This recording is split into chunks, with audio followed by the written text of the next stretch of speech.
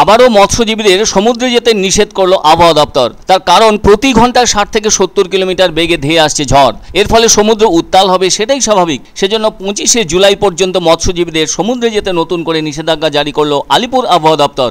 একই সতর্কবার্তা জানিয়েছে মৎস্য দপ্তরও। মৎস্য দপ্তরের বক্তব্য, গতকাল পর্যন্ত মৎস্যজীবীদের সমুদ্রে যাওয়ার উপর নিষেধাজ্ঞা জারি ছিল তাদের পক্ষ থেকেও, কিন্তু নতুন করে আরও কয়েকদিন সমুদ্রে যাওয়ার উপর নিষেধাজ্ঞা জারি হওয়ার কারণে বড়সড় আর্থিক ক্ষতির মুখে পড়লেন সুন্দরবনের মৎস্যজীবীরা।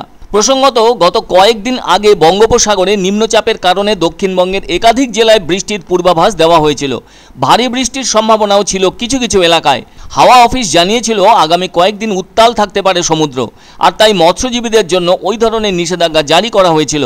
এদিকে কম বেশি বৃষ্টি হয়েই চলেছে দক্ষিণবঙ্গের জেলায় জেলায়। সেই বৃষ্টি কখনো ঝমঝমিয়ে, কখনো আবার ঝিরঝিরিয়ে হয়ে থাকছে। এরই মধ্যে কখনো আবার রোদও দেখা দিচ্ছে।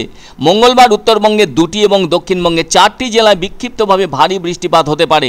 ওই জেলাগুলির তালিকায় রয়েছে কালিম্পং, আলিপুরদুয়ার, হুগলি, পূর্ব মেদিনীপুর, পশ্চিম মেদিনীপুর এবং পূর্ব বর্ধমান। এই 6টি জেলায় 7 থেকে 11 সেন্টিমিটার বৃষ্টি হতে পারে। আর রাজ্যের বাদবাকি জেলায় আগামী কয়েকদিন বিক্ষিপ্তভাবে হালকা থেকে মাঝারি বৃষ্টিপাত চলবে। এমনিতে কোনো খারাপ সতর্কবার্তা নেই বৃষ্টি সংক্রান্ত ব্যাপারে। আবার বুধবার পূর্ব মেদিনীপুরে ভারী বৃষ্টির সম্ভাবনা রয়েছে। হাওয়া অফিস জানিয়েছে বঙ্গোপসাগরে একটি নিম্নচাপ তৈরি হয়েছে, যার জেরে কোথাও কোথাও ভারী বৃষ্টি হতে পারে। তবে এমন অবস্থায় সমুদ্র উত্তালও হতে পারে। প্রতি ঘন্টায় 60 থেকে 70 কিলোমিটার বেগে ঝোড়ো হাওয়া বয়ে যাওয়ার সম্ভাবনা থাকায় মৎস্যজীবীদের সাগরে মাছ ধরতে যেতে নিষেধ করা হয়েছে। এই ঝোড়ো হাওয়া শুরু হয়েছে উত্তর পশ্চিম ও পশ্চিম মধ্য বঙ্গোপসাগরের ওপরে, যার কারণে 25শে জুলাই পর্যন্ত সাগরে মাছ ধরতে যেতে নিষেধ করা হয়েছে মৎস্য দপ্তর ও আলিপুর আবহাওয়া দপ্তরের পক্ষ থেকে। এই নিষেধাজ্ঞা উত্তর পশ্চিম বঙ্গোপসাগর এলাকার মৎস্যজীবীদের জন্য প্রযোজ্য।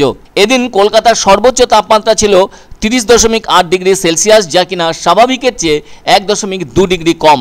আবার এদিন এই রাজধানীর সর্বনিম্ন তাপমাত্রা ছিল 26.8 ডিগ্রি সেলসিয়াস, যা কিনা 0.8 ডিগ্রি কম। এমনিতেই পূর্ণিমার কোটাল ও নিম্নচাপের জেরে সমুদ্রের উত্তাল ঢেউয়ের দাপটে উল্টে গিয়েছে 3টি ট্রলার। বেগুয়াখালীতে উত্তাল ঢেউয়ের জেরে উল্টে যায় 2টি ট্রলার। সাগর থেকে 19 জন মৎস্যজীবীকে উদ্ধার করেন অন্যান্য ট্রলারের মৎস্যজীবীরা।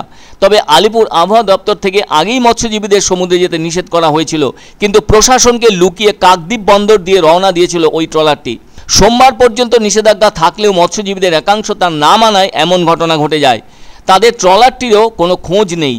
আবার ওই পূর্ণিমার কোটালের কারণে জলোচ্ছ্বাসের জেরে সাগর তটের 1 নম্বর থেকে 5 নম্বর স্নানঘাট পর্যন্ত পূর্ত দপ্তরের তৈরি কংক্রিটের রাস্তা পুরোপুরি সমুদ্রে তলিয়ে গেছে। ফলে মৎস্যজীবীদের মাছ ধরতে না পারার জন্য যত ক্ষতি হোক না কেন, তবুও তো বড় ক্ষতির হাত থেকে জীবনটা বাঁচে। আবহাওয়া দপ্তরের সাবধান বাণীকে মান্যতা দেওয়াই ভালো। এবার মৎস্য দপ্তরও তো সেই একই কথা বলছে বলে জানালেন কাকদ্বীপ ফিশারম্যান ওয়েলফেয়ার অ্যাসোসিয়েশনের সম্পাদক বিজন মাইতি।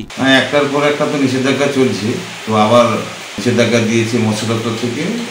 আমাদের কাছে মেসেজও এসেছে যে আগামী 25 তারিখ পর্যন্ত সমুদ্রে যেন কোনো ট্রলার মাছ ধরতে না যায়। তার কারণ প্রায় 60 কিলোমিটার বেগে সমুদ্রে ঝড়ো হাওয়া বইবে, দমকা হাওয়া বইবে। তাতে ওয়েদার খুব খারাপ থেকে আরও খারাপতর দিকে চলে যেতে পারে।